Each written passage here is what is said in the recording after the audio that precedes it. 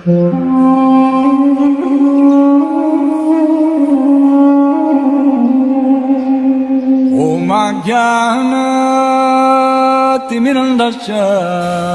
I am stressing. तो आज एक जनरल टॉपिक है माइंड पे, मन पे, कि सबसे बड़ी अगर हमारी लाइफ में कोई समस्याएं क्रिएट करता है तो वो मन ही हमारी लाइफ में प्रॉब्लम्स लेके आता है। तो अपना लेक्चर शुरू करने से पहले मैं आपसे एक प्रश्न पूछूंगा। मन को पहचानना है कि मन के साथ अपनी पहचान करनी है? आपके उत्तर से ही मैं अपना लेक्चर शुरू करूंगा। आपने हाथ खड़े करके मुझे बताना है कि मन को पहचानना है कि मन के साथ अपनी पहचान करनी है।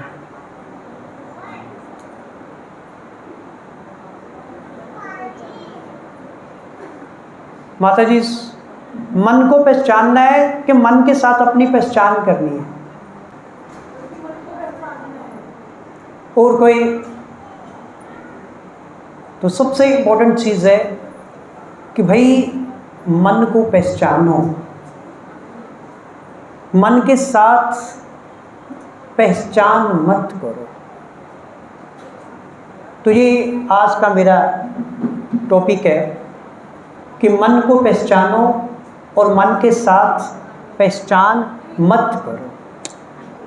तो मन के साथ पहचान करने का अर्थ क्या है?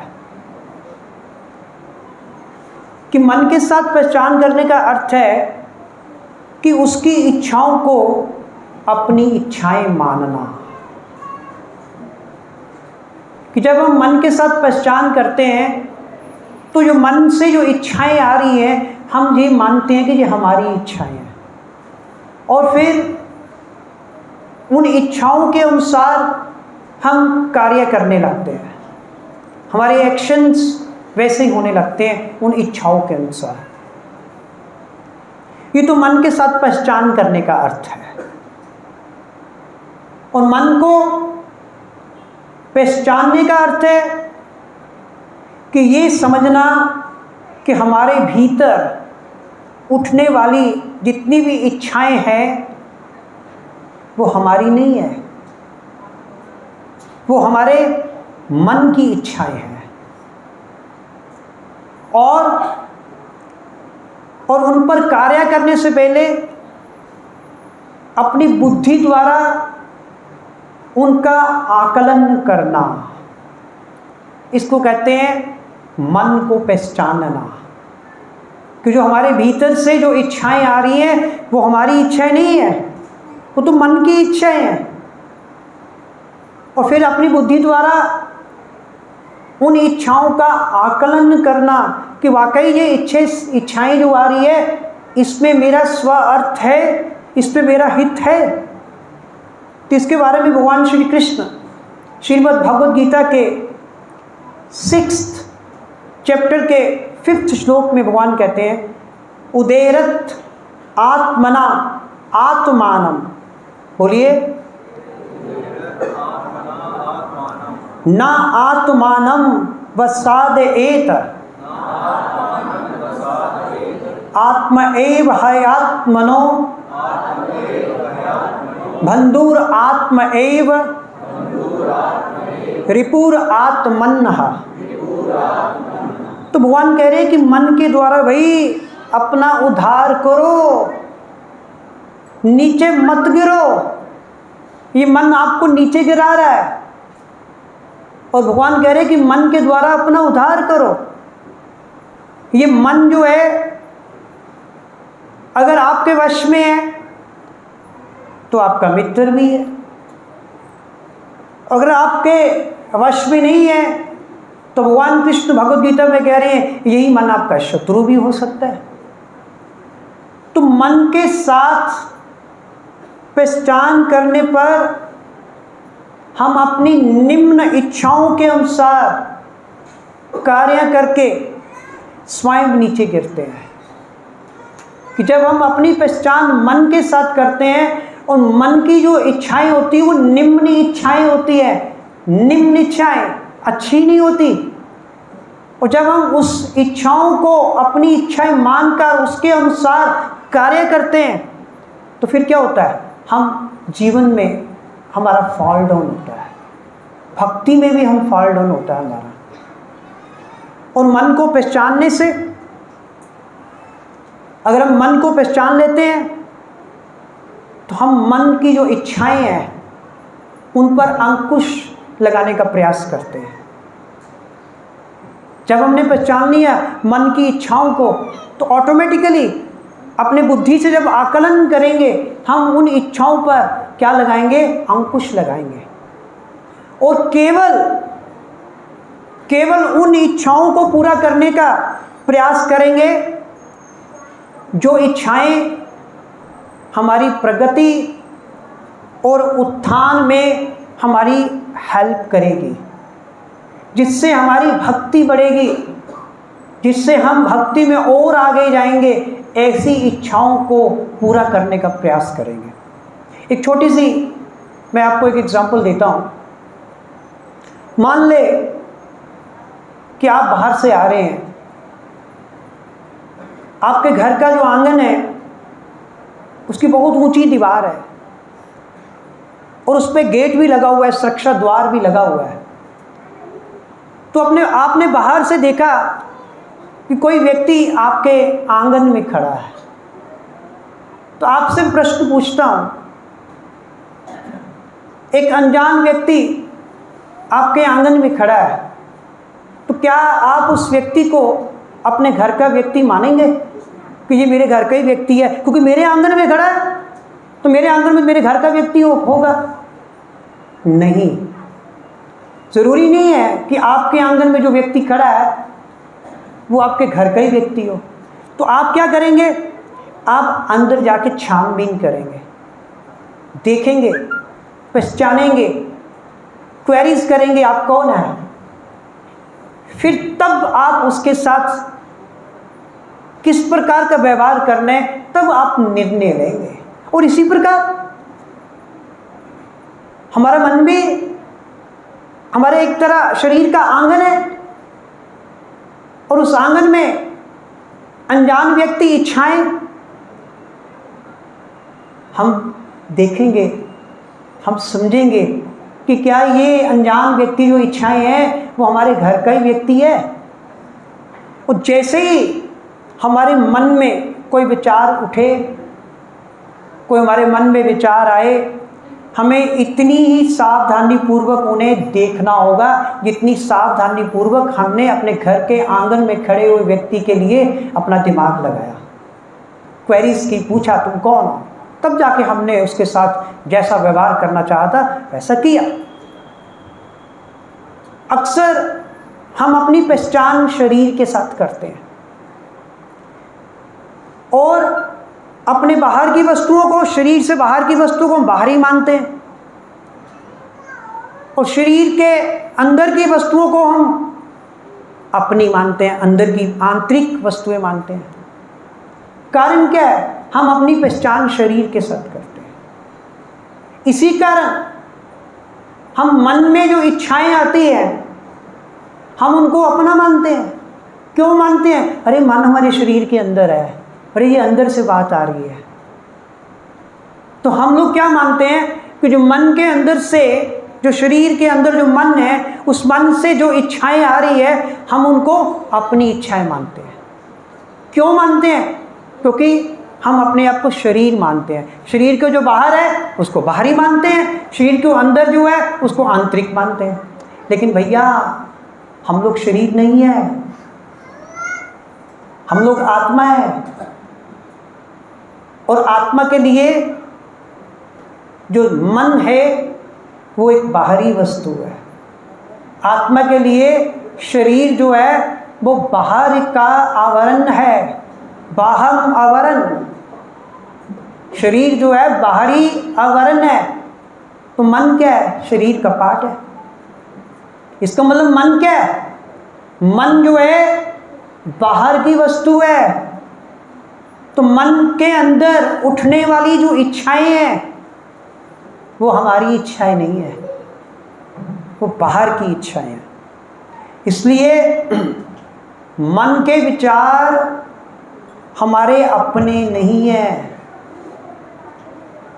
वे ठीक उस घुसपैठिए की तरह है जो घुसपैठिया हमारे घर के अंदर घुस आया था।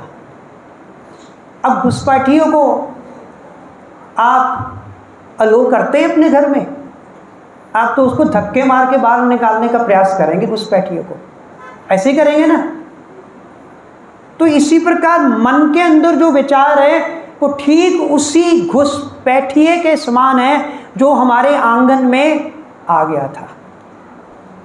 तो इसलिए हमें अपने मन में घुसे हुए जो हानिकारक विचार है घुसपैठियों की तरह का हमेशा खतरा रहता है। जैसे घर में चोर का खतरा रहता है, घर में घुसे हुए घुसपैठिए का खतरा रहता है, उसी प्रकार हमारे मन में घुसे हुए ये जो हानिकारक विचार है हमें हमेशा उनका खतरा रहता है। और इन विचारों को पहचानने से धीरे धीरे ये जो हमारी इच्छाएं, अगर हम इन मन के जो विचार है उसके साथ अगर हम अपनी पहचान बनाएंगे तो क्या होगा, हमारी विचार हमारी इच्छाएं बन जाएगी, फिर वही इच्छाएं हमारा दृढ़ निश्चय बन जाएगा, फिर वही दृढ़ निश्चय अंततः क्या होंगे, हमारे कार्य बन जाएंगे, हमारे काम बन जाएंगे।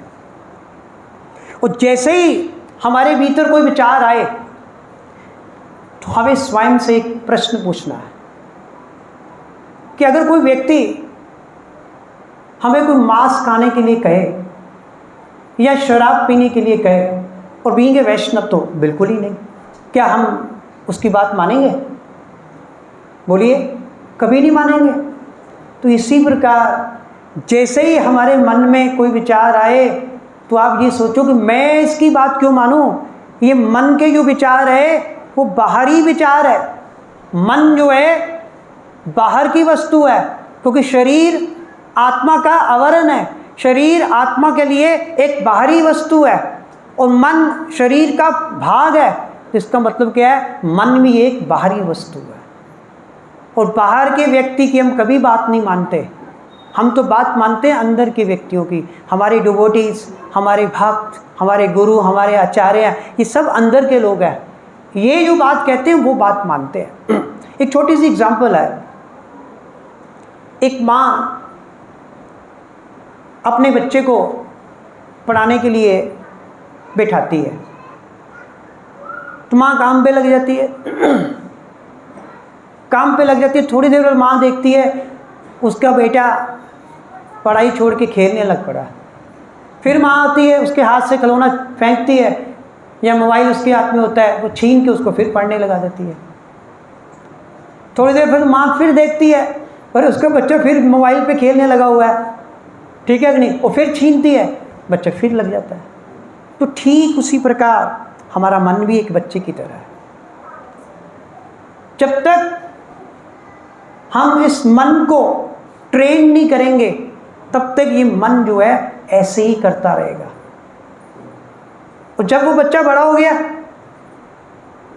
अब माँ बड़ी सियानी थी, उसकी परिपक्व थी उसकी माता, उसको पता था कि मैंने अपने बच्चों को बार बार पढ़ने लगाना है, बार बार उससे मोबाइल छीनना है, और वो कामयाब भी हुई।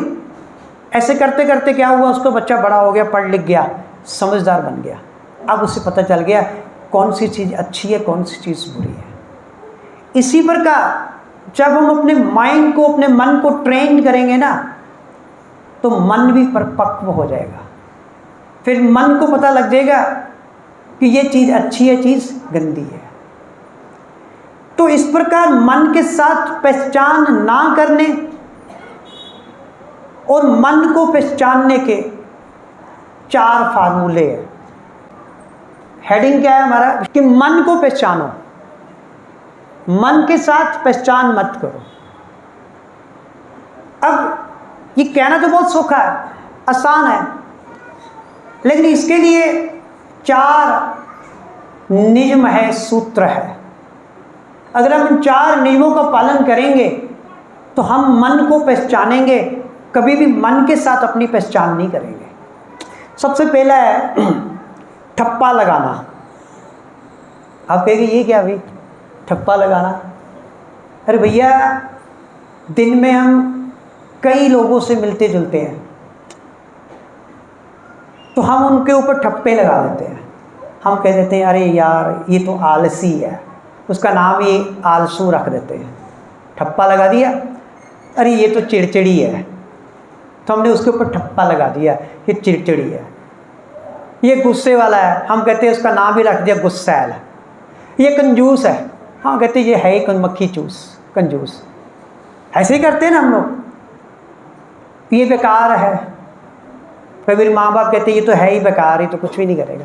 तो हम क्या करते, बिना सोचे समझे हम उसके ऊपर ठप्पा लगा देते हैं। क्योंकि देखा जाए हर व्यक्ति में कुछ ना कुछ अच्छा होता है। ऐसा नहीं है कि हर व्यक्ति में बुराई होता है, बुराई ही होती है, नो। लेकिन हम क्या करते हैं, उनके ऊपर ये ठप्पे लगा के, कंजूस, बेकार, गुस्सैल, ठप्पे लगा कर क्या करते हैं, हम उनकी शख्सियत को, उनके अस्तित्व को बिगाड़ देते हैं, सिंकोड़ देते हैं उसके अस्तित्व को। और यदि हम लोगों के साथ अच्छे रिलेशंस बनाना चाहते हैं, अगर हम चाहते हैं कि हमारे लोगों के साथ गहन संबंध हो, तो हमें अपनी इस ठप्पे लगाने की आदत को रोकना होगा। सबसे पहले अगर आप किसी को कहेंगे गुस्सैल, वो तो आपको दुश्मन हुआ, नेचुरली है। तो आपको ठप्पे लगाने की आदत को रोकना होगा। लेकिन आपकी ये आदत छूटती नहीं है। अरे भैया अगर ठप्पे लगाने की आदत आपको नहीं छूटती, तो भैया ठप्पे लगाने हैं तो अपने मन पे लगाओ। भैया अपने मन पे ठप्पा लगाओ। आप अपनी इस आदत का उपयोग अपने मन पर ठप्पे लगाने के लिए करो, ना कि दूसरों पर ठप्पे लगाने के लिए करो। जब हमारा मन चिड़चिड़ा हो जाए ना, तो उस वक्त हमें ठप्पा लगाना चाहिए कि आज मेरा मन बहुत चिड़चिड़ा है। इवन महान विद्वान एवं संत श्रील भक्ति सिद्धांत सरस्वती ठाकुर, वो अपने गीत में लिखते हैं, दुष्ट मन तुम्ही की शेर वैष्णव, प्रतिष्ठार तरे निर्जनेर घरे, तब हरि नाम केवल कहता। तो वो ठप्पा लगा रहे हैं अपने मन के ऊपर कि हे दुष्ट मन, तुम किस प्रकार के वैष्णव हो? तुम तो स्वांग रच रहे हो, एकांत में बैठकर नाम जप करके लोगों में ख्याति प्राप्त करना चाहते हो कि देखो मैं कितना बड़ा भक्त हूं। अरे ये ठप्पा लगाओ अपने मन के ऊपर कि तुम तो अहंकारी हो, तुम तो ख्याति प्राप्त करना चाहते हो, तुम तो दुष्ट हो। अपने मन को ये कहो कि मन तुम तो दुष्ट है। तो मन पर ठप्पा लगाने का अर्थ है कि हम मन को सन्मार्ग पर लेके आना चाहते हैं, हम मन को सही रास्ते पे लेके आना चाहते हैं, हम मन को ट्रेंड करना चाहते हैं। और यदि हमारा मन दुष्ट ना हो, जो जहां पर कह रहे भक्ति सिद्धांत सरस्वती, तो फिर क्या होगा? हमारा जीवन अवश्य भक्तिमय होगा। अगर हमारा मन दुष्ट नहीं होगा तो हमारा जीवन हमेशा निश्चित रूप से भक्तिमय होगा। तो इसलिए मन को कोसो, ना केवल मन को कोसो, मन को कोसने की बजाय मन को सुधारने के मार्ग खोजने चाहिए। केवल कोसना ही नहीं है मन को, वो भी गलत है। कोस कोस के तो हम और गंदे हो जाएंगे। कोसने का मतलब यही नहीं है कि हमने मन को सुधारने के मार्ग ही नहीं खोजने। तो इसलिए हमें इस मन के साथ तो रहना ही पड़ेगा। मन के साथ रहकर हमें अपने कार्य को कार्यान्वित करना होगा, मन की उपेक्षा करके, मन को इग्नोर करके। अगर मन को इग्नोर करेंगे तो नेचुरली हमारा जो कार्य है उसमें विघ्न नहीं पड़ेगा। लेकिन अपेक्षा करने का अर्थ ये भी नहीं है कि हम मन को बदलने का, मन को चेंज करने का, मन को ट्रेंड करने का प्रयास ही ना करें। तो मेरा अगला फार्मूला जो है मन को पहचानने का और मन के साथ पहचान ना करने का, वो है परामर्श देना, सलाह देना। हमें एक सबसे बड़ी आदत है, गंदी आदत, बिना मांगे सलाह देते हैं हम। कोई नहीं भी मांगता, सलाह देते हैं, लेते हैं। ऐसे ही होता है, सभी के साथ ऐसे होता है। सलाह देनी हो तो बड़े आराम से देंगे। आप we are very much expert, सलाह देने में, परामर्श देने में बहुत एक्सपर्ट है। ठीक है भैया, दो सलाह, कोई नहीं रोकता। लेकिन दुनिया से अधिक हमारे मन को सलाह की ज़्यादा ज़रूरत है, हमारे मन को परामर्श की ज़्यादा ज़रूरत है। और दूसरे शब्दों में कहा जाए, दुनिया भर के लोगों को परामर्श देने से हमें उतना लाभ नहीं मिलेगा जितना अपने मन को परामर्श देने से लाभ मिलेगा। अगर गाइड करना है, सलाह देनी है, अपने मन को दीजिए। तो भक्ति में, गीतों में मन परामर्श देने का फार्मूला बताया गया।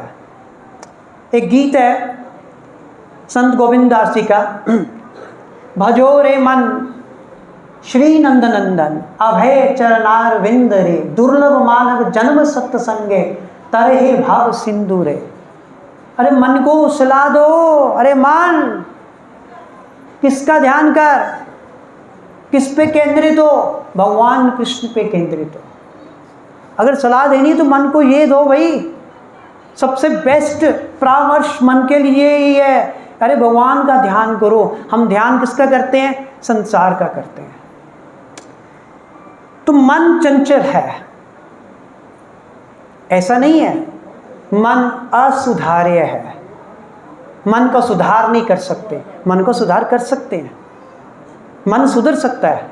हमें करना क्या है? अभी हमारा मन जो है अंधकार में है, उस मन को हमने रोशन करना है आध्यात्मिक ज्ञान के प्रकाश से। जब हम अपने मन को आध्यात्मिक ज्ञान के प्रकाश से रोशन करेंगे तो मन के अंदर जो अज्ञानता का अंधकार है वो स्वतः ही मिट जाएगा।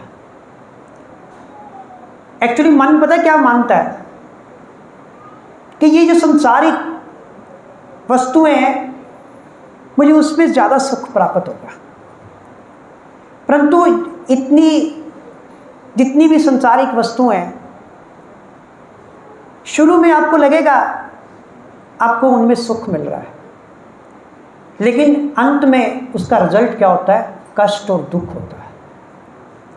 तो मन को ये सलाह देना चाहिए कि भैया वास्तविक सुख जो है भगवान की भक्ति में है, आध्यात्मिक विषयों में है, श्री कृष्ण के प्रेम में है, भगवान श्री कृष्ण के स्मरण में है और उनकी भक्ति में है। एक्चुअल ये हमें सलाह देनी है मन को कि भैया सबसे ज़्यादा लाभ किस में है? ये संसारिक वस्तुओं में नहीं है, भगवान श्री कृष्ण का स्मरण करने में, उनका प्रेम करने से। और हमें आचार्य कह रहे हैं, प्रभुपाद लिख रहे हैं कि हमें केवल शास्त्रों को पढ़ना नहीं है, हमें नियमित रूप से शास्त्रों का अध्ययन करना है डेली। क्योंकि हमारा जो माइंड है उसको एक भूलने की बहुत बड़ी उसमें क्वालिटी है। एक बार कोई चीज़ पढ़ेंगे, दूसरे तीसरे दिन भूल जाएंगे। नियमित रूप से पढ़ते रहेंगे तो आपको सब कुछ याद रहेगा। तो बार बार मन को शिक्षा देने से वह सीखने लगता है, सीखने लगता है। हाँ, ऐसा है कि वो धीरे धीरे सीखता है, परंतु सीखता अवश्य है। ऐसा नहीं कि वो सीखेगा नहीं, परंतु मन को अगर बदलना है, अगर हम चेंज करना चाहते हैं कि हमारा मन बदल जाए, तो केवल शिक्षण भी काफ़ी नहीं है, मन को शिक्षा देना ही काफ़ी नहीं है, तो उसके लिए शुद्धिकरण भी बहुत ज़रूरी है। तो मेरा तीसरा जो सूत्र है वो मन का शुद्धिकरण। तो मन की एक क्वालिटी है, मन बहुत जल्दी गंदी वस्तुओं का आदी हो जाता है और जिन वस्तुओं का आदी होता है उसी के अनुसार मन कार्य करता है, और उन आदतों को फिर तोड़ना बहुत कठिन है। अगर आपको कोई आदत पड़ गई, आप उसको कभी ब्रेक नहीं कर सकते, कभी तोड़ नहीं सकते, और वह सहज ही हमारा मन जो है फिर उस दिशा की ओर बहता जाएगा।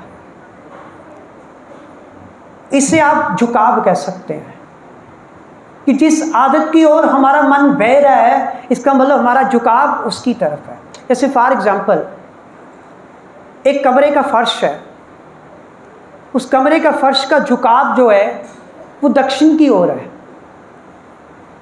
हम उस फर्श पर जितनी बार मर्जी पानी डालते रहें, वो पानी कभी भी उत्तर दिशा की ओर नहीं बहेगा। हम चाहते हैं कि वो पानी उत्तर दिशा की ओर बहे, लेकिन पानी हमेशा कहाँ बहेगा? दक्षिण दिशा की ओर। अगर हम पानी को उत्तर दिशा की ओर लेकर जाना चाहते हैं तो क्या करना होगा? बोलिए राजेश जी, क्या करना होगा? अगर हम चाहते हैं कि पानी उत्तर दिशा की ओर बहे तो क्या करना होगा? हमें फर्श पुटाना पड़ेगा भैया, फर्श को पुटा के नया फर्श बनाना पड़ेगा। उसकी दिशा, उसका झुकाव कहाँ करना पड़ेगा?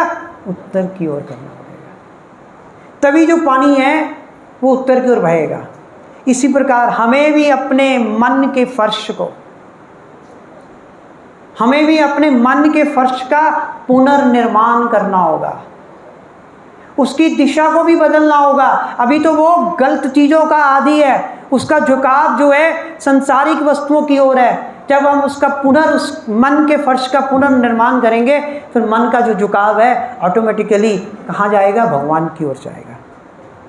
और झुकाव जो है प्रवाह को निर्धारित करता है।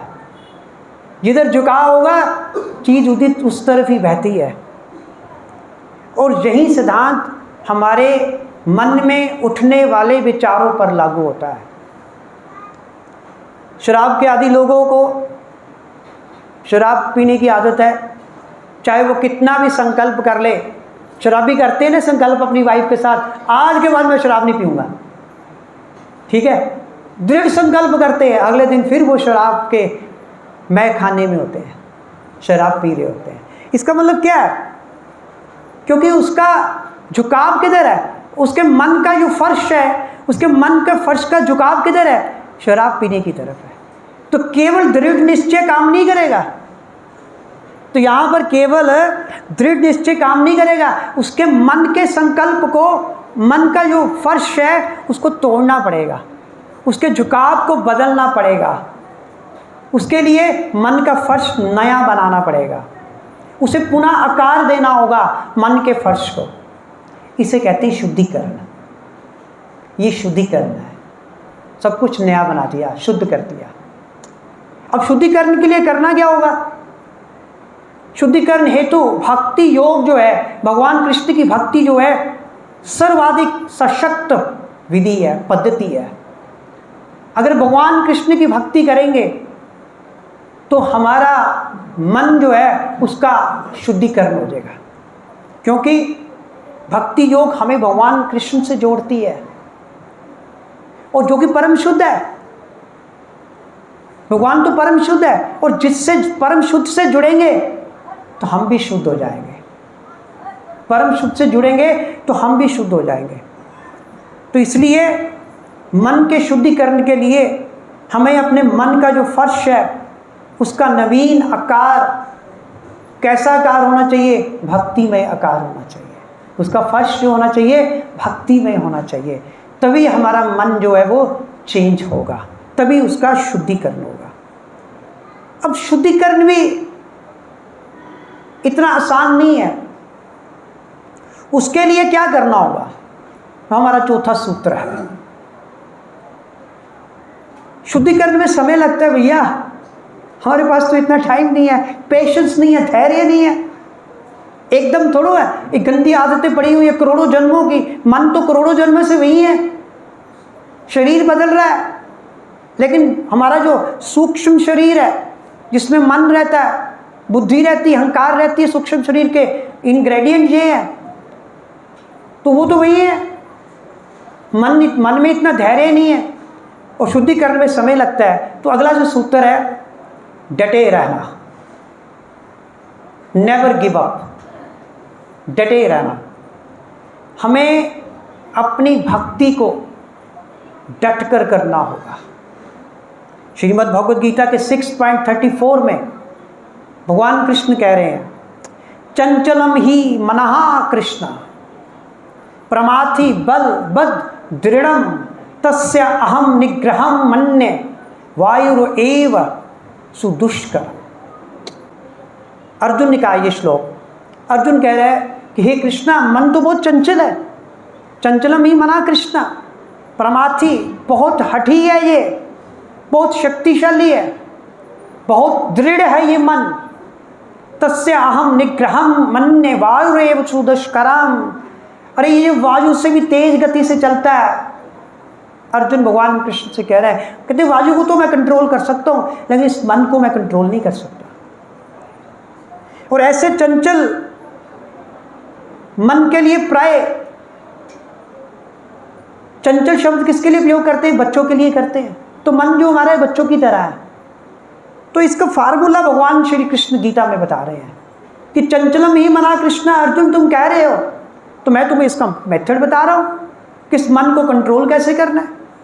तो अगले श्लोक में भगवान कृष्ण बता रहे हैं, यतो यतो निश्चलति मनः चंचलम स्थिरम ततस्ततो नियम्य एतत् आत्मन्य एव वशम न एत। भगवान कृष्ण कह रहे हैं, अर्जुन जब भी मन भटक जाए, जब भी मन भटक जाए, उसे पुनः खींचकर सही कार्य में वापस ले आओ। जब भी मन भटके, उसे खींचकर भक्ति में कार्यों में वापस ले आओ, उसे भगवान पर केंद्रित करो। भगवान कृष्ण अर्जुन को सजेस्ट कर रहे हैं। तो बच्चे को पढ़ने के लिए, जैसे मैंने आपको स्टोरी बताई थी कि माँ बच्चे को बार बार बैठा रही है, बच्चा बार बार मोबाइल पकड़ रहा है, बार बार माँ बैठा रही है, बार बार बच्चा मोबाइल पकड़ रहा है। लेकिन एक बार क्या हुआ, जब बच्चा समझदार बन गया, उसे पता लग गया कि ये काम गलत है। तो बड़े होने पर बेटा स्वयं पढ़ाई का महत्व समझने लगा। छोटी उम्र में उसे पता नहीं है कि पढ़ाई की वैल्यू क्या है। जब वो परिपक्व हो गया तो वो समझ गया। ठीक उसी प्रकार जब हम भक्ति योग की साधना पर डटे रहते हैं, जब हम बार बार भक्ति करते रहते हैं, पढ़ते रहते हैं, तो क्या होता है, तो मन भी परिपक्व होने लगता है। जैसे वो बच्चा भक्ति में परिपक्व हो गया, पढ़ाई में परिपक्व हो गया, इस प्रकार हमारा मन भी परिपक्व होने लगता है और समझ जाता है वो मन कि क्या महत्वपूर्ण है और क्या गलत है। तो भगवान कृष्ण अपनी कृपा द्वारा हमें शक्ति प्रदान करते हैं फिर भक्ति में डटे रहने के लिए, जिससे हम मन को भक्ति में कार्यों पर केंद्रित कर सकते हैं। तो लास्ट में टाइम हो गया है, मेरा टॉपिक तो पड़ा है, तो लास्ट में मैं इतना ही कहूँगा कि मन के साथ अपनी पहचान ना करके, कि हमें मन के साथ अपनी पहचान नहीं करनी, मन को पहचानना है। उल्टा हम उल्टा करते हैं, हम मन के साथ अपनी पहचान कर लेते हैं कि मन से निकले हुए विचार हमारे हैं। अरे वो शरीर के अकॉर्डिंगली हमें लगते हैं मन से निकले विचार हमारे हैं। हम लोग शरीर नहीं है, हम लोग आत्मा है। और मन क्या है, बाहर की वस्तु है, शरीर का पार्ट है। शरीर आत्मा से बाहर होता है, आत्मा अंदर है, शरीर बाहरी आवरण है, तो मन उसमें रहता है। तो हमें ये सोचना है, हमें ये डिसाइड करना है, हमें ये निश्चय करना है कि हमें मन के साथ अपनी पहचान नहीं करनी, अपितु उल्टा हमें मन को पहचानना है। फर्क है ना, मन के साथ अपनी पहचान नहीं करनी। मन हमारा व्यक्ति नहीं है, मन हमारा नहीं है, ये बाहर का व्यक्ति है। बाहर के व्यक्ति हमें कैसे कंट्रोल कर सकता है, हम उसकी बात क्यों मानेंगे। उल्टा हमें मन को पहचानना है, और इसके लिए हमें क्या करना होगा, हमें ये जानना होगा कि हम भगवान श्री कृष्ण के अंश हैं। हम कौन हैं, भगवान श्री कृष्ण के अंश। और जब हम भगवान श्री कृष्ण की सेवा में अपने आप को लगाएंगे, अपना मन, जब अपना शरीर, अपनी बुद्धि जब हम भगवान श्री कृष्ण की सेवा में लगाएंगे तो फिर क्या होगा? हमें परम आनंद का अनुभव होगा, परम आनंद। और उस समय हम अपने मन का उपयोग, तब फिर हम उस समय अपने मन का जो उपयोग भगवान श्री कृष्ण, पहले मैंने श्लोक में आपको बताया था 6.5 में कि अर्जुन अपने मन का उपयोग अपने उद्धार के लिए करो, नीचे मत गिरो। तब जब हम अपने मन को पहचान लेंगे और मन के साथ पहचान नहीं करेंगे और भगवान कृष्ण की भक्ति में अपने मन को लगाएंगे, तब हमारा मन जो है फिर हमारा उद्धार करेगा। तब हम अपने मन का उपयोग अपने उद्धार के लिए कर सकते हैं। तो इसलिए ये गीता का श्लोक है, गीता का ये संदेश है। भगवान कृष्ण कह रहे हैं कि हमारा मन अगर हमारे वश में है तो वही मन हमारा मित्र है, अगर हमारा मन हमारे वश में नहीं है वही मन हमारा शत्रु है। तो ये कैसे पता चलेगा? जब हम मन को पहचानेंगे। अगर मन के साथ पहचान कर ली फिर हमें वो शत्रु नहीं लगेगा, शत्रु वाला मन हमें अपना मित्र ही लगेगा। तो बस यही है कि हमें मन को पहचानना है, लेकिन मन के साथ अपनी पहचान नहीं करनी। हरे कृष्णा। श्रील प्रभुपाद की जय।